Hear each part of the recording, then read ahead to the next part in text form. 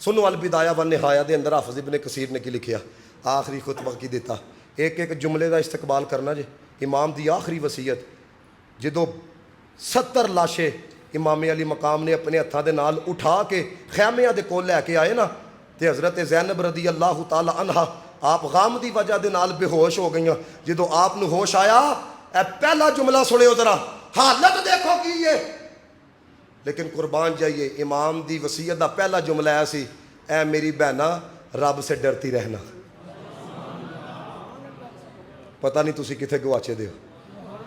रब से डरती रहना, अगले जुमले का इस्तकबाल करो, ऐ मेरी बहना रब की रजा में राजी रहना।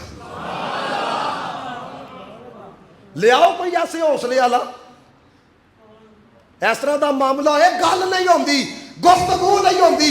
इमाम की कहते पे ने रब से डरती रहना, रब की रजा में राजी रहना। और अगली गल की थी कि इस बात पे यकीन रखना, जितने भी जमीन वाले हैं इन्होंने एक दिन दुनिया से जाना है, और आसमान वाले भी बाकी नहीं रखेंगे।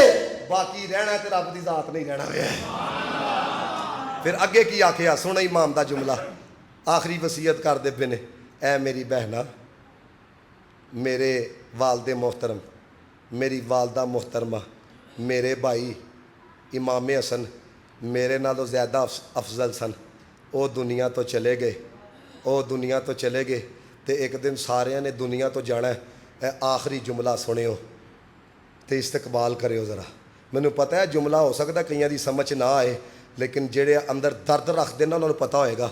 इमाम हुसैन ने आखिया, साढ़े वास्ते भी तो उन्होंने वास्ते भी बेहतरीन चीज़ ऐसी कि बंदा रसूलुल्लाह की गुलामी च जिंदगी गुजार के जाए। इत्थे गम आए हो भाई, लोगों अपनी होश ही नहीं रही है। इत्थे कुर्बान जाइए, सारा कुछ लुटा के भी कहते हैं, ओए जियो तो हजूर की पैरवी च जियो, वो मरियो तो रसूलुल्लाह की पैरवी च मरियो।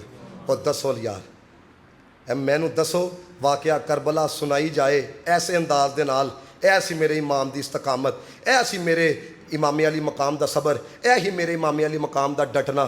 तो अज दे जवान अगर इस तरह की करबला सुनन और उस इस्तकामत को अपने अंदर जगह देन, मैं कहना किसी इलाके का यजीद सर नहीं खिलार सकता है। लेकिन